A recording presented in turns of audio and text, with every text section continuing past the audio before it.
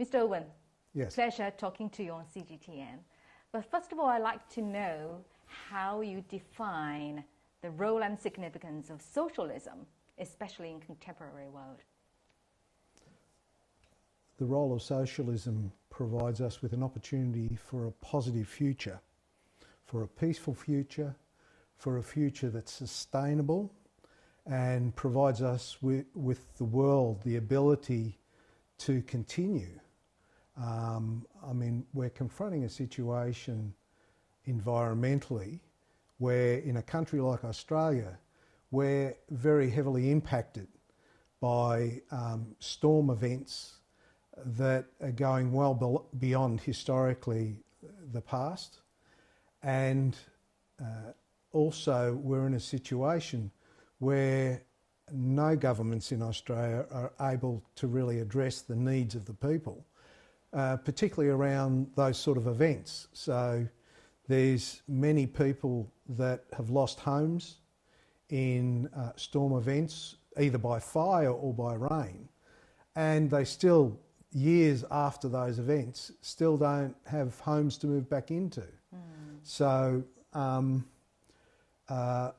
for a lot of people, particularly young people in the community, there's no real alternative that they can see to the current system, because every time issues arise, the current political leaderships work away from the interests of the public in general and young people in particular. Environmental issue is just one of the dilemmas that we're now facing in the world. Well, Australia is a big player in that. You know, the conservative politicians talk about the fact it's only a small country. It's one of the biggest continents in the world, but it's a small country. But that's because the population's small. But in terms of the impact, we're just as polluting, and we're just as bad when it comes to changing the environment in our country than the United States and many other Western countries. So even though our population's small, in relative terms we have a big impact. But also as a country that's based on resources, we've spent a lot of time doing a lot of damage to Australia. It's also a country that's very fragile because it's very arid. It's an ancient country. And so doing things without considering the environment can have major impacts.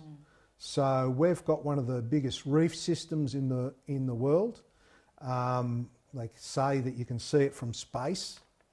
But one of the big problem with the barrier reef is that because of the effects of pollution coming off the shore and the warming of the seas, the reef is dying.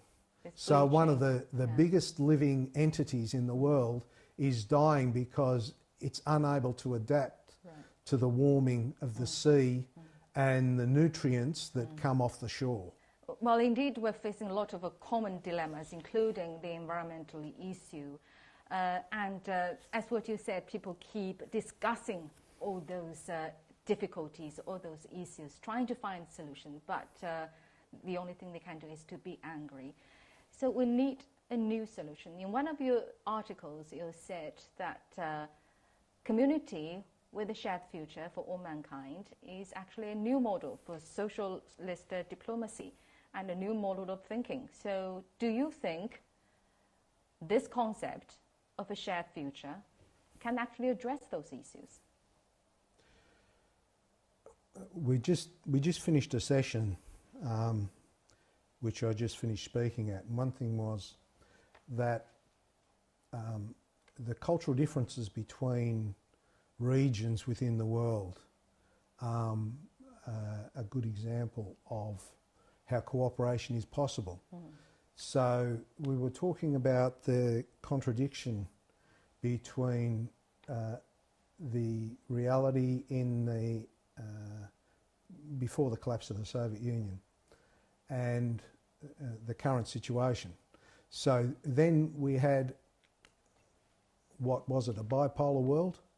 But we also had the non-aligned movement, which maybe we haven't looked at the characteristics because the non-aligned movement is still about, but it represented a similar model to BRICS in that relations are based on respect, consultation and resolution of conflicts so that the interests of all were served by good relations.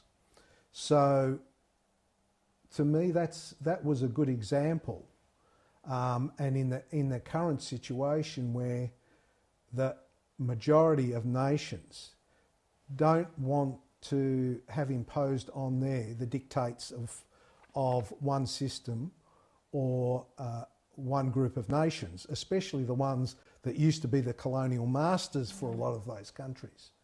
But the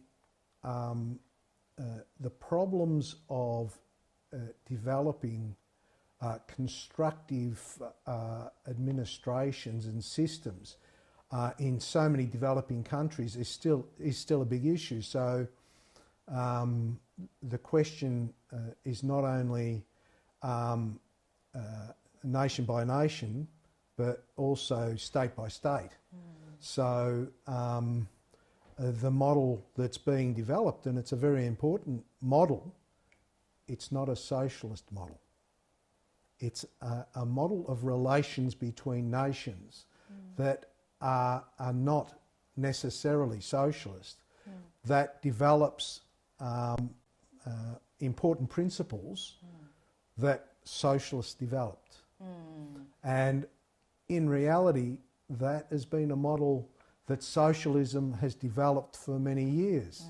How else did the Soviet Union be created if it wasn't for Lenin's understanding of the need to respect all national divisions and cultural differences, because there wouldn't have been a Soviet Union if the Bolshevik Party wasn't able to work with all the nationalities across the Soviet Union to create a single state.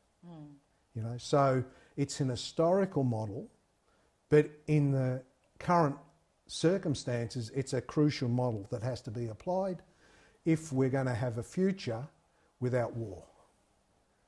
So it has to be a shared future. It has to be a shared future for peace and cooperation. So you think that concept actually is able to address issues, no matter it's natural issues or geopolitical issues? Of course, of course, because it's based on mutual respect.